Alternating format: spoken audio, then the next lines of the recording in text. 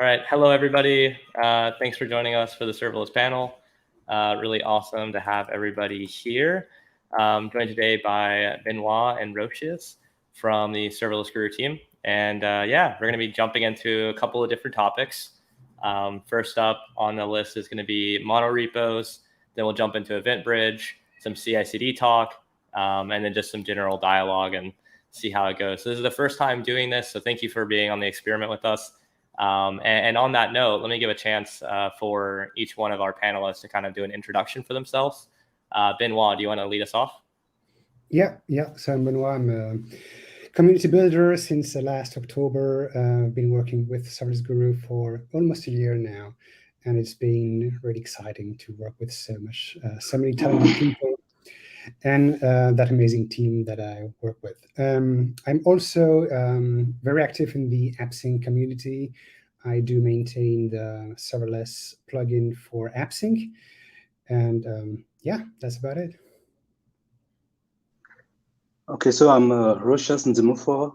I'm an AWS serverless hero and a serverless developer at Serverless Guru. I've been at Serverless Guru since June, so it's about 8 months, 8 months now. And it's a fun place to work at. I'm really happy to be there. So that's about it.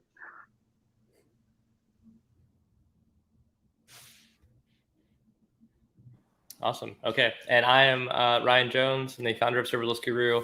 I'll be acting as our, appointed DJ / host for this panel. Started Serverless Guru in 2018. It's grown into something a lot bigger than a one-person thing, and we've now got over 20 people. We're helping clients around the globe and also have a global team, basically using serverless to build greenfield applications for enterprise companies, high-growth startups, helping with migrations to serverless, doing training. We do some open source work as well. So that's interesting, definitely keep a tab there. But moving into the core meat of this conversation, I think we should kick it off with some Monorepo talk. So just to kind of set the stage, when it comes to structuring serverless applications, we have this conundrum, right? And it's, do we use a monorepo or do we have multiple repos, right? And pretty much anybody listening is probably faced this exact problem, right? You go the multiple repo route, and maybe there's some benefits there, some pros and cons. And you go the monorepo route, might be easier at first, but does it break down? Does it not? So on that kind of context setting there, let's first jump to Benoît here. Benoît, what do you think about kind of the monorepo argument debate?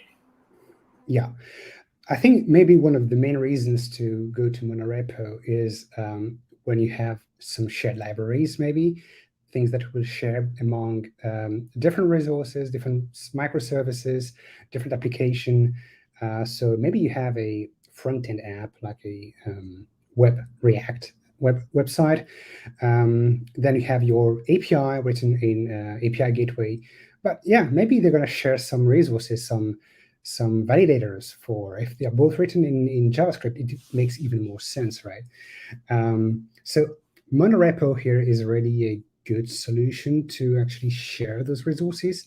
Otherwise, maybe the workaround is to use private NPM packages or stuff like that, but it's not easy to maintain. You always have to update the references and maintain the versions and all stuff like that. So yeah, I think that's one of the main reasons I would see to use Monorepo. And another one that is similar to what I just said, and if you work with a serverless architecture, which is split into different microservices, you would probably face the same challenges. So shared libraries, shared code, shared resources. So Monorepo also here is a great solution. I don't know, what do you think, Ro? Oh yeah, actually adding to what you've just, all the points you've just stated, I think visibility of the code also comes to play a great role, because when all the code is in a monorepo, it increases code collaborations and code feedback. So the whole team can actually see what's going on in the code base, and you can easily review and provide suggestions on the code of other team members. And then it also comes down to consistency, right? Like maintaining a certain level of code standards. So I think the consistency across the entire team, there's consistent code across the entire team, and also there's a single source of truth. So there are no versioning conflicts or dependency hell, dependency issues. So I think Monorepo is actually a great way to build and scale serverless applications. Yeah, no, I love this. So I'm glad that both of y'all gave some really good points there. I'm gonna play devil's advocate and talk about maybe the other side, right? When does it make sense to not use a monorepo, right? Because I'm also in the same boat. I agree with the reason that were given. Monorepos can help a lot in terms of like visibility, the shared code aspects. I have seen, the other side of the traditional IT stuff where it may not be the most efficient way, but it's hard to like shake people and be like, or shake a company and be like, do it this way now. So potentially it breaks down with like a compliance reasons, and those compliance reasons might be kind of self-inflicted, which is kind of maybe another talk in itself. When do companies create their own, ailments, versus like the outside external world adding those to them. If you have those type of reasons, so if you have like compliance reasons or security reasons to have each one of those services isolated, then obviously that makes it where you don't, it's almost like a non-decision. You kind of have to have them separated. And by having the separate repositories, you can do like least privilege access on it. And so it's kind of an idea, how much does a team actually own and operate? And then you can build your boundaries based on that. Also, what I've seen is things that are more sensitive, let's say like networking infrastructure. So if you have like VPCs, maybe even like a shared RDS Aurora cluster, you might have that in a separate repository that the developers don't have access to. If you have more of like traditional silos, and to some level, there's like the future state, and then there's like the realistic like steps, right? So like if you're coming from a situation where your company was had all those silos, and then now you're trying to get to this monorepo structure, if you're not starting from like scratch today, you might actually have to go through a series of kind of like progressions, right? And so by breaking some of those silos up, you might still have what might be classified as like DevOps people that are helping with the VPC infrastructure, and they own that responsibility. And then the serverless developers that are building like backend APIs, all that stuff, monorepos could make sense there. But yeah, so kind of boundaries based on compliance, security, traditional IT. Yeah, what are y'all's thoughts? Yeah, absolutely. We actually faced one of these reasons on a project we are working on with Ro for a client. And the reason is to separate one of the microservices into a completely different repo, even a completely different AWS account. And the reason is that it handles payments and credit card numbers for clients. So it had to be isolated for PCI compliance reasons. So in that case, absolutely, it does make sense to separate it completely in case it has to face audit by an external audit company or something, which makes the process easier, because then the audit company just has to audit one small portion of your code instead of everything. And if another microservice has an issue with compliance that is not even what your microservice is doing, then you might just face issues, and you can go to production, for instance, because one microservice that is completely outside the audited service might just block everything, right? Yeah, I wanted to toss something up here. Maybe Ro, you can take the first crack at this. From Apple Gaming was saying perhaps trying to fit different domain solutions in the same monorepo in order to follow monorepo style. I'm not sure. Does that? I had a hard time trying to understand exactly what that one meant. But if y'all have an idea, Benoît or Ro, then definitely feel free to take it. Yeah, I'm actually having a hard time understanding the question either. Okay. Different solutions, same. Okay. All right. Yeah, sure. If you could okay. please just clarify Apple Gaming. Yeah, that would be great. Okay, so then Ro, why don't you try to take a crack at? We have Marcelo here, also from the Serverless Guru team. Hello, Marcelo.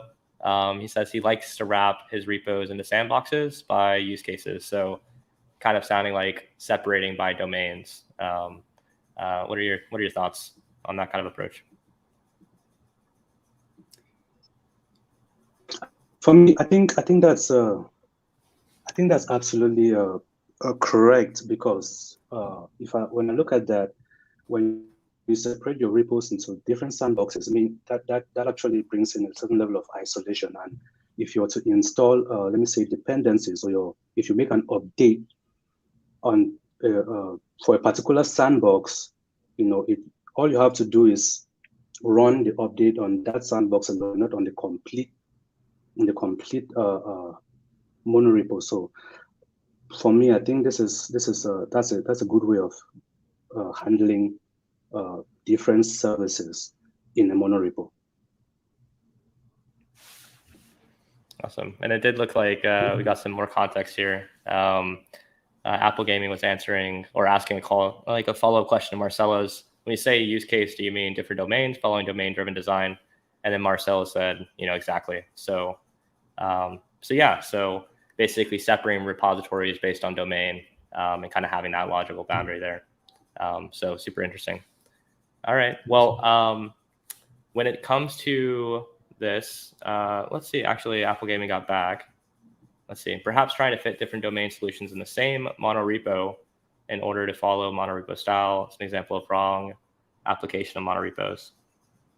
Okay, so I think I understand what he's saying now. So it's basically saying, should you put many domains underneath a monorepo?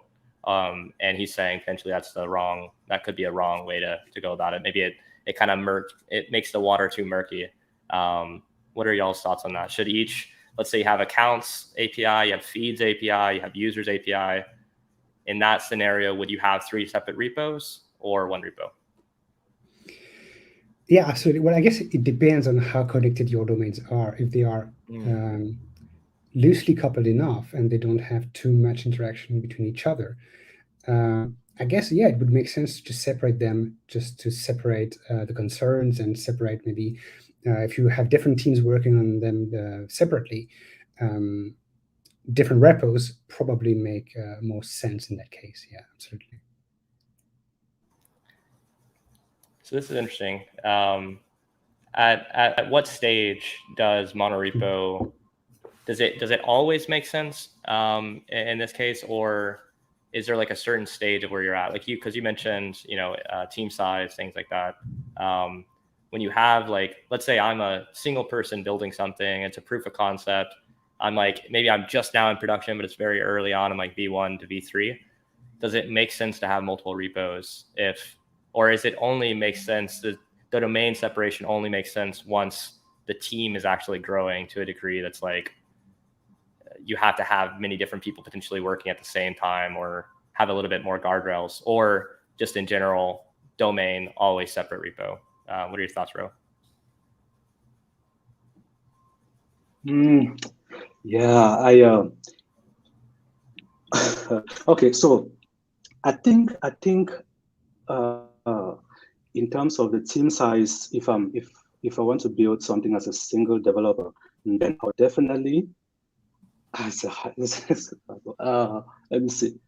Well, I've done this before, and I chose the monorepo, the monorepo style, because at the end of the day, I always prefer to know a kind of application that I'm building and how coupled they are to how coupled each service is to each other. So if it's an event-driven architecture that I'm trying to put together, I always like to use, even if I'm a single, even though I'm developing it alone, I always prefer to use a monorepo monorepo pattern, because I easily separate my services into different folders, and then I work with them like that.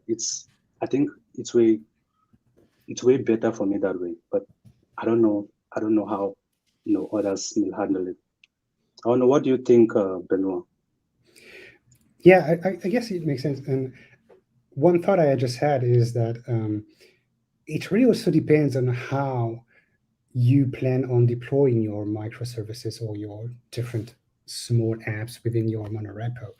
And one hard thing to do usually is how do you deploy your microservices? In which order do they have dependencies that they must be deployed first, and then the other ones? Also, if you change a microservice, usually, ideally, you should be able to deploy it alone on its own.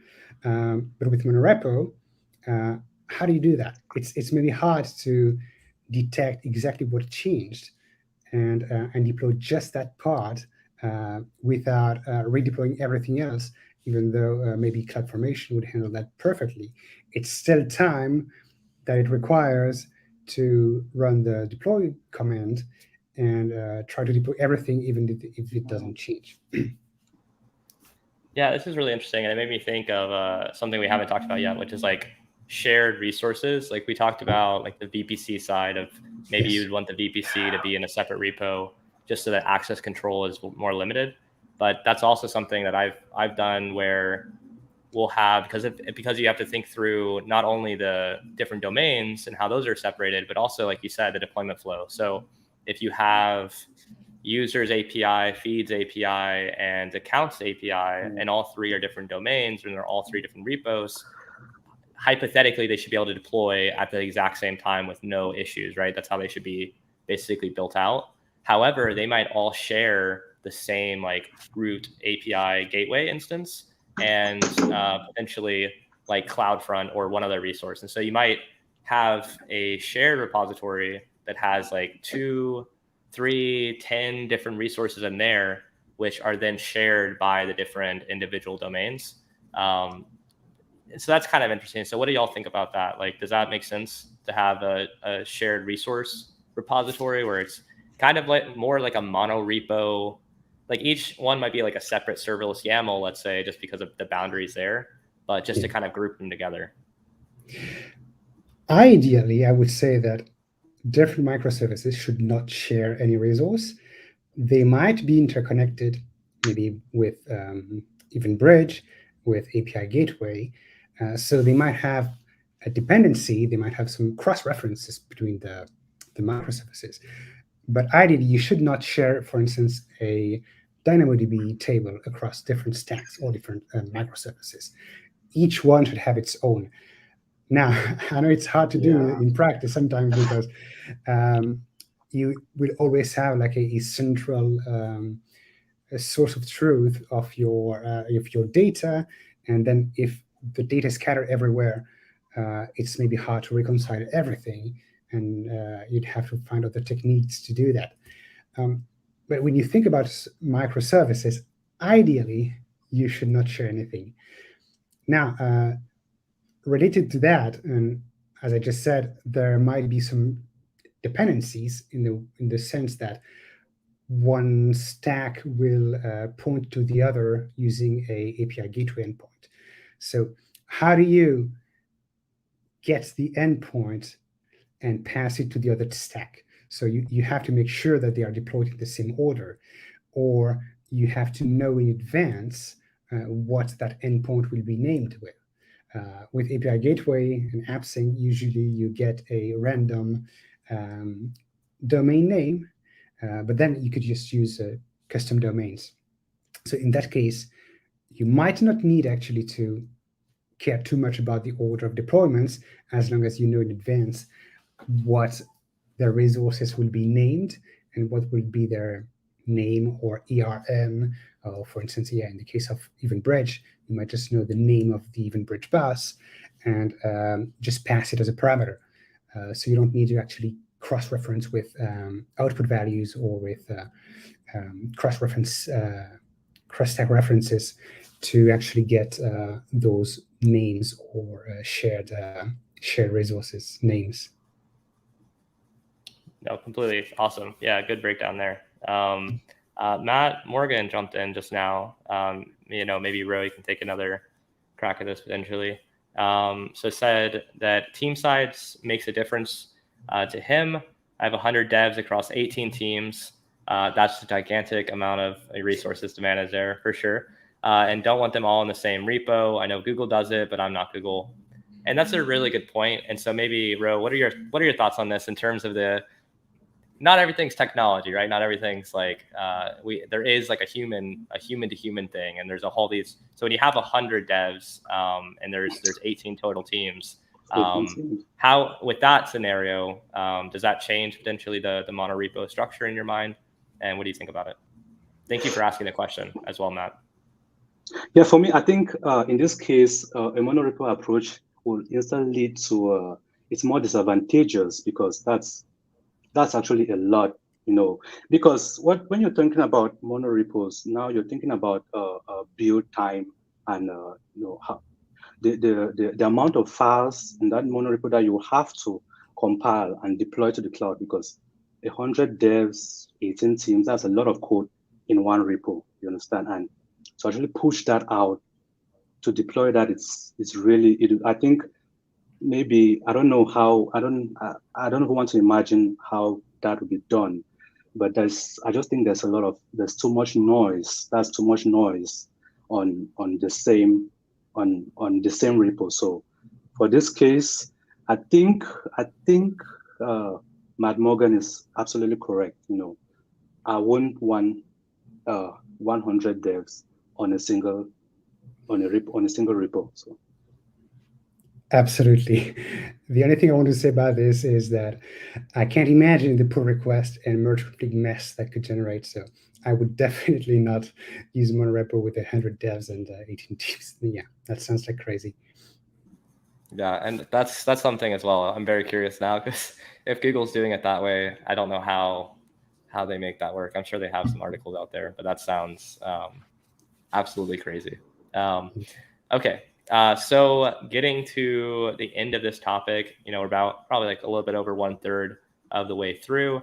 I think we kind of knocked out a whole bunch of different areas about the monorepo, multi-repos, talk, and even some other things to consider outside of this surface level things that pop out. So moving to the second topic, Amazon EventBridge, right? So when is it something that we want to be implementing? Obviously, compared to other services, this is one of the newer services by Amazon. It does, you can build something similar to Amazon EventBridge without using Amazon EventBridge, but it seems like it's a solution to a problem that was kind of hacked together in the past. What are y'all's thoughts on Amazon EventBridge? I know that y'all are more power users than I am, so let's kick it off with Benoît. Yeah. So to start with, maybe I'd like to just remind what EventBridge is, but before that, I'd like to think about it as what EventBridge is not, because I've seen in the past the bad temptation to use EventBridge as an intent service or an intent mechanism. So, for instance, someone would just create an event because they want to send an email. So they would create an event that is send email, put inside the username or the email of the customer, then the content, and just put it into EventBridge, and then have a Lambda pick it up and just use SES or something to send it out. I think, to me, this is actually a wrong use case for EventBridge. I like to think about EventBridge as more of a way to decouple or to loosely couple your microservices. And ideally, when a producer emits an event and puts it into EventBridge, it should not know anything about all the consumers, which is exactly not the case in the example I just gave. In the example I gave, send email, there is an intent, there is I want to do this, and I kind of know what the consumer is going to be. Instead, what you really should do is, if you have, like, let's say, an order service that receives an order, you should place an event that is order placed, and then you would have a consumer that will maybe pick it up and then send an email. But the producer should not know about this. And I think another key here is that the consumers could be actually multiple consumers.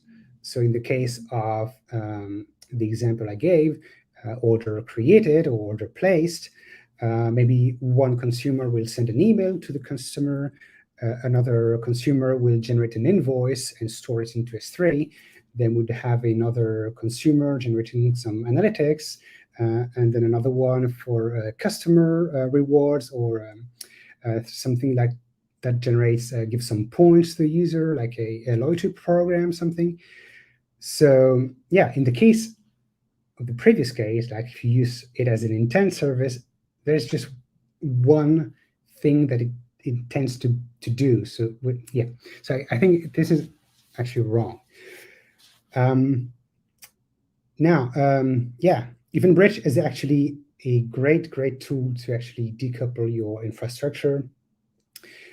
So basically, you could place any event into the bus, don't care about who is going to consume it, don't care about what it does. And in the future, you might have some new use cases, and you would just create some new targets, some new consumers that will pick these event up and do something. So yeah, I think these are my main thoughts about what EventBridge is and is not. I don't know, Rob, what do you think? Yeah, so when I think about EventBridge, I immediately, what comes to mind is event-driven architectures. So decoupling applications so that different teams can work independently of each other. And then for the EventBridge itself, one thing that I really enjoy about EventBridge, as you stated, is putting out events without intents. So without an intention. So let me take, for example, in an e-commerce application, when you place an order, right? So an event is being dispatched, but that event can actually be picked up by multiple services. It can be picked up by the analytics service. It can be picked up by the payment service, by any other service that you attach at any point in time, can be able to read from that bus. So it's like a fan out. The bus, every service that is subscribed to that bus actually picks up an event, and these events can also be stored and maybe replayed later on in case they're trying to put up an update or maybe an issue occurred or stuff like that. So EventBridge compared to its the other services such as SQS or SNS, is actually a really good service which can help you properly create an event-driven architecture. Yeah, absolutely. And I think, yeah, you just mentioned SNS. And SNS would actually maybe something I would use in the case I do have an intent, like send email. And maybe I use SNS because it can fan out to multiple consumer or to multiple destination, different topics, and receive different, sent it to different places. And it's really fan out. This maybe more oriented to intent, in my opinion. So in the case of the previous example I gave, send email, that's maybe something I would use for that use case. And since we are talking about SNS, we could maybe just compare them a bit more. And I don't know, some of my notes I do have that EventBridge is limited to 5 targets, so it's usually very limited. It's very for specific goals. While SNS you can scale out to I think 12.5 million destinations, which is insane. Okay. Yeah, and yeah, pricing. I think SNS is $50 for 1 million events, while EventBridge is $1. And then there are a couple of differences as well, like the latency. SNS is much faster, although in practice I've noticed that EventBridge is super fast as well. So yeah, I think SNS is also maybe more in that sense. SNS is more appropriate for fan out to a huge number of destinations. Maybe you have an application, a mobile application, and you send a message or notification to all your users on their phone, or an SMS or an email. So SNS would be a great fit for that case. And I have, we have some comments that came in, which is interesting. So I think, let me check that out before I post another question here. The first one by Nick here is, how does one microservice call another microservice? Is it via the AppSync API Gateway API, direct Lambda invoke, direct query from each other's tables? Is EventBridge in the loop? Right. So usually I see, well, he mentioned AppSync. I see more AppSync as an API for front end, so for clients, while API Gateway is maybe more an API for both front end, but also for back-end to back-end communication. Right now, what I would default to is probably EventBridge, because of everything I mentioned before. It decouples everything. So it's, for instance, if you have a microservice calling another microservice using API Gateway, if for some reason service B is down, then suddenly service A is down as well because it cannot call service B. While if you use EventBridge, you could just place the event into EventBridge, provided that EventBridge is not down. And then if service B is down, EventBridge is going to try to submit it to service B, and if it can't, it would just retry and use some back-off retry policies. And if in the end service B comes back up online, the message will be delivered to it. So that's actually one of the great features about EventBridge is the retry policy, even though there are some limitations. For instance, on top of my mind, if you use Lambda, the retry mechanism will be handled by Lambda, not by EventBridge. So in that case, you would have only 2 retries by default. And after that, you would have to use something like Lambda destinations or delta queue to just pick up those dropped or those missed events and maybe be able to replay them later. Speaking about replay, EventBridge also has a great feature that can store and archive your events. So if something like that would happen, like service B is off, EventBridge will remember all these events, and even though the retries have expired, you would always be able to replay these events later on when service B comes back up online, for instance. And I think, if I'm not mistaken, that in the replay process provided by EventBridge, you can even specify which services or which targets must be replayed. For instance, your event might have 5 targets, but from the 5, only 1 was offline. So you only want to replay that 5th service that was down as soon as it comes back up online. And I think that's something you can do actually with EventBridge. Direct Lambda, I think it's usually, maybe depending on some specific use case, depending on where you want to do it. But if you're talking about calling direct Lambda from within another Lambda, usually it's an anti-pattern. You probably want to decouple it through EventBridge, for instance. So that would be one use case. And I don't directly query each other disable. Probably an anti-pattern as well. So you probably don't want different microservices to call other microservices tables. I think you really want to choreograph everything using something like EventBridge or an API. Doesn't really matter what, depending on the use case, but that's something I would probably avoid to do. Awesome. So we do have some more comments. We had Matt that ended up, I think, checking out, but he said, go for EventBridge whenever you can. In my opinion, the east to west traffic is. So thanks for watching, Matt. Appreciate it. And then getting to Daniel, who is one of our senior serverless developers as well, on a big project. He was kind of answering Nick here. So let's see what Daniel had to say. Yeah. Said he wouldn't recommend direct table query. Schema and storage may change.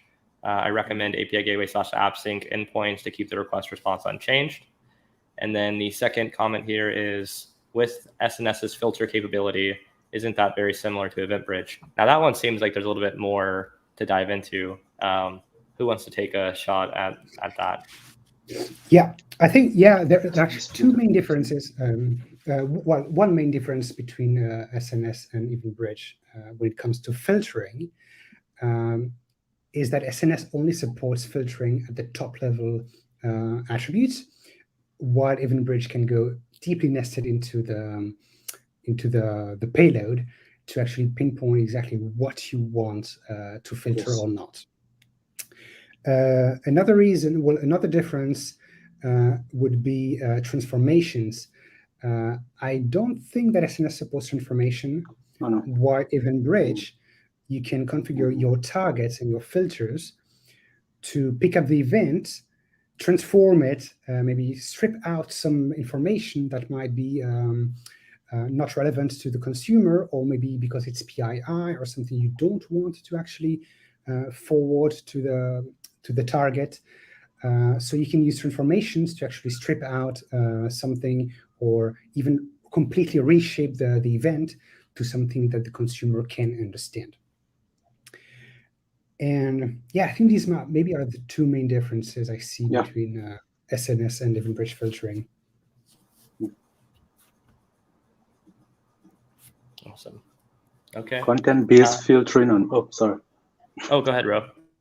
No, I just wanted to say content-based filtering on input transformations. Those are the two main. But that's what Benoît just iterated on. Okay. Yeah. Awesome. And you're welcome, Nick. Thank you for engaging with us. We've got probably like 5 or 6 of some of the best serverless developers in the world, talking about all this stuff. So it's super cool to have like a deep conversation with a live audience chat. I love this platform so much. This is great. This is the most engaged thing that we've had go so far. So moving to our third topic, let's see, we're about a little bit over halfway done. So we've got time, about 20 minutes. CI/CD pipelines in a serverless context.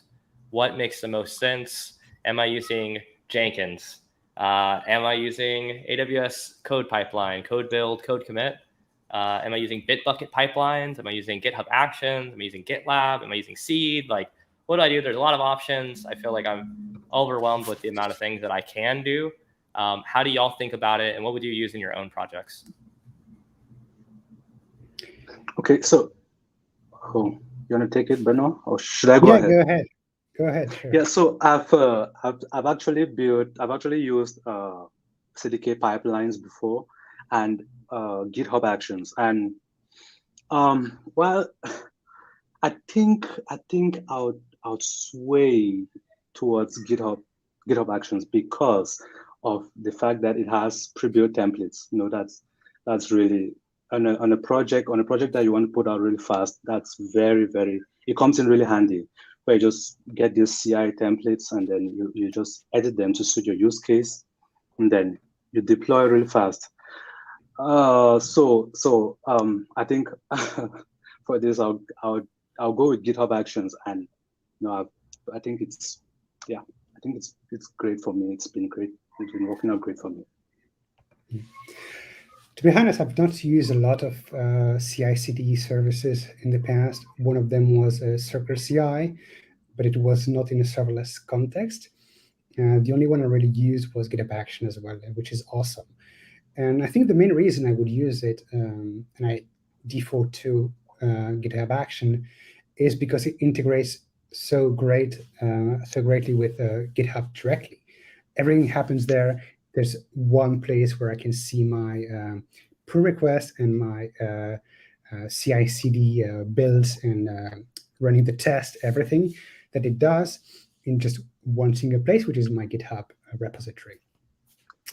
I think maybe one of the challenges that we've faced recently with GitHub Action, and probably with any CI/CD provider, would be security when it comes to accessing your AWS services and resources. I think something we've moved to recently was to use OpenID Connect integration between GitHub and AWS to generate ephemeral credentials that only live for maybe half an hour or something while the deployments happen. And it avoids having you to store long-lived credentials into your GitHub secrets, because GitHub secrets might be secret, they might be encrypted, but in the end, there is always a chance that they maybe end up in a clear way, or something that you can read in maybe the GitHub Action logs or the pipeline workflow and the logs that happen there. So I would just always recommend to use that new integration with GitHub Actions. I actually wrote an article about this recently, and I will maybe paste this into the comment section for you to have a look. So yeah, it's pretty straightforward actually. Awesome. Yeah, so I think this is so I added Jenkins on there. That Jenkins is our red herring. So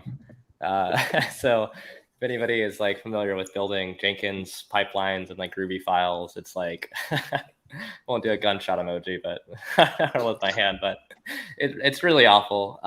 And I was in a tech ops team at a really big company, and that was part of our daily work. This was after I was already involved in serverless development. Somehow I found myself in a tech ops team doing like Jenkins and like trying to deprecate EC2 servers. It was a weird time in my life for like 8 months. But one of the things that we were doing is with the Jenkins part, being really close to that. Also like Nike, very heavy power user of Jenkins. So setting up build servers, having to like create the UI part of it, deploy it, run it, get the networking correct, all this overhead, maintenance, headaches, and then requests. Oh my gosh, team A needs a new feature inside the pipeline, and then no one knows how to edit it. So you have to hire people just to maintain the UI part and also some of the Groovy part, and like a mess. And so now, we have AWS code pipeline, right? A little bit more manual stuff that you have to do, a little bit more involved, right? I think everybody would probably say that, than like a GitHub Actions or Bitbucket pipelines or GitLab or, Circle CI or Seed. And so between those kind of three, we almost have that, like, I wouldn't use the word legacy because like Jenkins really does solve a problem for like a lot of people, and it is the foundation for all this stuff. So I won't use the word, like, legacy always has like a bad connotation, but it is like more the older way of doing it that was much more involved and caused a lot of like headaches and put more responsibility onto, the teams to do it. And then you have AWS code pipeline now. And let's say now it's like running inside of our account, right? So we have this boundary around it. It's isolated. We've got our EventBridge in there. We've got our API gateway, our Lambdas, all this stuff. Whereas GitLab, GitHub, Seed, etc., it lives outside of that like kind of private environment. So I guess to get to Daniel's question here, which I think is great, and then I'm going to try to circle back to your question, Paul, here in just a second. Without code pipeline, so not using AWS, how do you handle secrets with confidence? And I'm assuming, and correct me if I'm wrong here, Daniel, this might be around like the build environment variables and how you're creating an IAM power user that can then make these deployments from GitHub Actions. So how are those secured, and what are y'all's thoughts there on Daniel's question? Yeah, I mentioned earlier the OpenID Connect integration between GitHub Actions and AWS. So you can definitely generate some ephemeral credentials that will just live for the time of deployment, or just you running your tests, your integration tests, your end-to-end tests, stuff like that. And also, I would say that you should, on top of that, try to have and use a role that, of course, has the least privileges as possible. So the way it works in GitHub Actions actually is that it allows you to connect your AWS account and assume a role. If that role has the strict minimum for you to deploy your application or run your tests, it should give you a little more confidence that if for some reason, even if those credentials are ephemeral, if anyone gets access to them, even for the small amount of time that they are valid, they would only be able to use it in a very, very limited way. And use different credentials, different roles for your integration test, for your end-to-end test, for deployments maybe. And for deployments, I would say also use a different role for actually the process that will just kick off the deployment.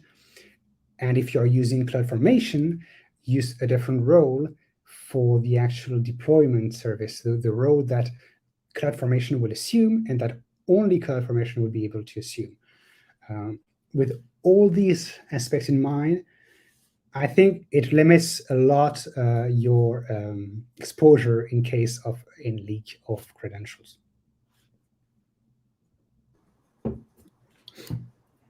Awesome. And we did have a follow-up to that. This one is by me, transparency-wise. So you mentioned something which I think is super interesting. You said, if I captured it right, you can generate ephemeral credentials with GitHub Actions.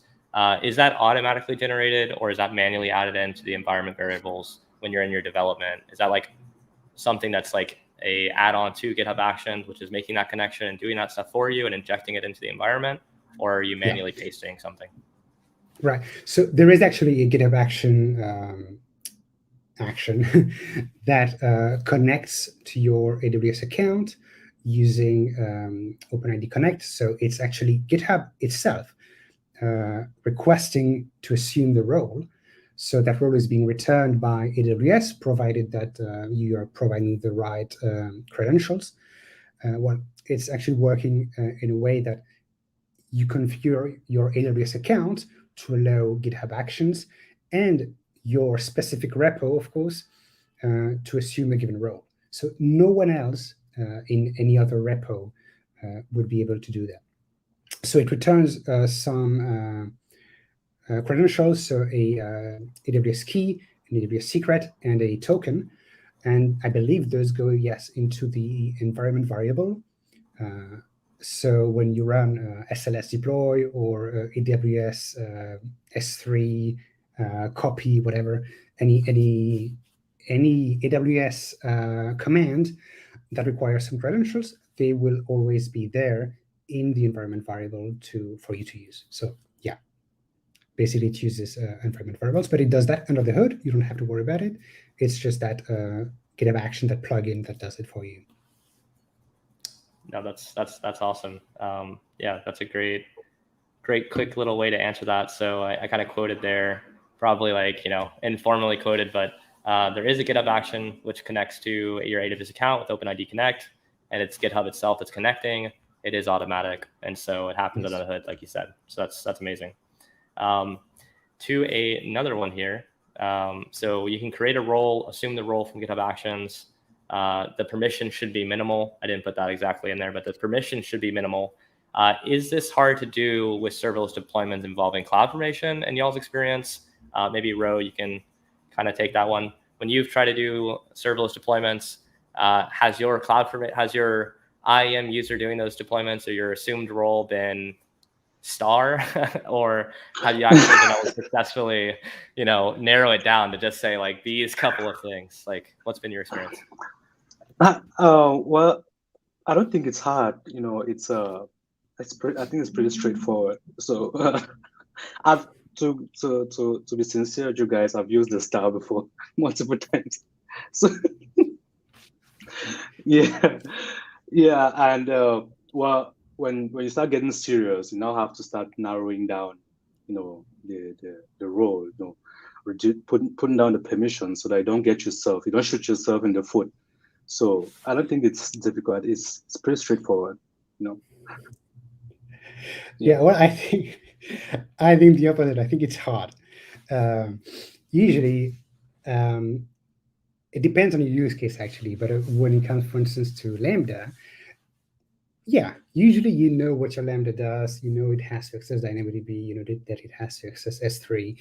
That's pretty straightforward. When it comes to CloudFormation and some some infrastructure as code framework like the Serverless framework or the CDK, it's harder than you think it is. Because even though you know what your CloudFormation or your stack is going to deploy, I know I'm going to have to create a DynamoDB table. I know I'm going to have to create an AppSync API. In some cases, well, most of the time, these frameworks, they do a bunch of stuff for you under the hood. They create IAM roles and policies. In the case of Serverless Framework, it creates a bucket where it uploads your artifacts before actually deploying them. Maybe it has to use some sort of under the hood calling the AWS SDK or the API to do something. And these are actually hidden. And it's really hard to know how to, or to know that you need them. So there are actually two ways of fixing this. The first one is you start with an empty policy, then you just hit deploy, see what the error is, add that to the policy, and start over again. There's actually another solution that I discovered recently, and spoiler alert, I'm actually also writing an article about this, and it's using the IAM Access Analyzer to actually you start basically by giving a permissive wide range of permissions to your role. You run it, let it run for a while, run it multiple times maybe, to make sure that all the use cases are met. And then that IAM Analyzer thing, there is actually very good feature of this one that allows you to basically scan the CloudTrail logs to see what your role has been doing for the past week or so. And based on that, it can actually generate a policy for you. So it's not a silver bullet solution. There are many things that can go wrong with this. It's not perfect at all, but it's maybe a good start to actually know at least what services you are using. And in some cases, it can even pinpoint what exact actions are needed. So yeah, hopefully, as I said, I have an article about this in the pipeline. Hopefully it will be released soon, and I will share with you. Awesome. Yeah, no, that sounds so cool. Definitely something that's, I asked the question because I've also done the star, quite a few times. And I always feel really bad about it. But at the same time, I'm like, all I need to do is deploy one API and one Lambda function. And like, I just need to work and I need to run. But yeah, as like Ro was pointing out, when you when you're getting serious about it and you need it to do it, it's like you have to go through that process. Otherwise, it's like unsafe. Yeah. But if you have a sandbox account, you're working on your own stuff, but Absolutely. maybe it's not worth it at that point, unless like Benoît was saying, you have this article here that gives you maybe a copy paste of what that minimum thing should be, and then I can take that, slap it into something myself, and then only use that. That'd be great. So getting into a question from Dharmendra here. We got about 5 minutes left, so maybe we could give like quick 30-second, 1 minute answer to this, and then I want to make sure to get Paul's question as well. So how difficult is it to switch from another CI/CD tool when you already built half your application with one of them? So migrating CI/CD solutions, what are y'all's thoughts? Maybe GitHub Actions to Bitbucket pipelines, or GitHub Actions to AWS Code Pipeline, or AWS Code Pipeline to GitHub Actions. What do y'all think? Yeah, I think usually all these services are pretty much the same. They work in a very similar way. They will probably have a different API, so a different search of the YAML file or something like that. So you'd have to do some translation work there. So that might be a hard thing to do, but not that hard to do, probably. What is probably harder to do is, well, in the case of GitHub Actions, for instance, is that you have all these kind of open source and pre-built actions that basically simplify the pipeline. So I mentioned earlier the one that I can assume a role into AWS. But of course, these won't work cross providers. So you'd have to do it maybe manually or find another solution for that provider. Otherwise, usually if you have a simple command that is, I don't know, run SLS deploy or run npm test, stuff like that, I think that should be straightforward enough to not to be too hard. Okay, I think I have a little bit of an idea on this, because I've created an app with CDK pipe. I deployed an app with CDK pipelines, and I've tried doing that with GitHub Actions. And just like Benoît said, I think it depends on the complexity of your app and how big it is. But one thing with CDK is that it abstracts a lot. You don't look at scripts. You build your application with a high level language. But with GitHub Actions, you actually use a batch script. You actually write a batch script, or maybe the template you get is written in batch. So in bash rather. So for me, early on, it was difficult, even though the application was just a minimal kind of thing, just due to the fact that CDK abstracts a lot. It lets you use your Python to actually build your pipeline. Meanwhile, GitHub Actions, you actually look at the bash, and it's something else. So, but at the end of the day, it depends on how large your app is. And in this case, he said, when you've already built half of the application with one of them, well, if half is big, then I think you're in trouble. But that's my point of view.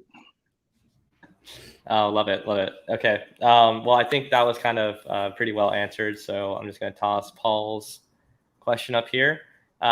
Would you extend, this takes us back a little bit to the EventBridge, but it's kind of our closing question. So thank you everybody for watching as we wrap up here. If you have any additional questions, we could probably stay around for a couple of minutes for some Q&A additional. Would you expect to have multiple EventBridge buses like SNS has multiple topics? Or do you like to keep the number of EventBridge buses to a minimum? Is it one EventBridge bus? Is it 5? Is it 10? Are you working with hundreds of them? What are y'all's thoughts? I think usually I would keep it to a minimum, and by minimum I mean one. So just one event bus that is in the middle of all your microservices, and they all share the same bus. The only difference might be if you are working cross accounts. So microservices that are in different accounts, maybe for a partner or something, or maybe you just have to split your microservices because for compliance reasons or something like that. But even in that case, I think I would just use one EventBridge bus, and all microservices should put their messages into that same bus. And if it has to go outside, there would be a target that is actually another EventBridge bus in another account. You can do that. You actually can connect even buses together as targets. So microservices would put the event always in the bus of their own organization, own account, and it would just be forwarded to the event bus in the other account where other consumers would consume it. So that, yeah, that'd be maybe the only reason I would use different event buses.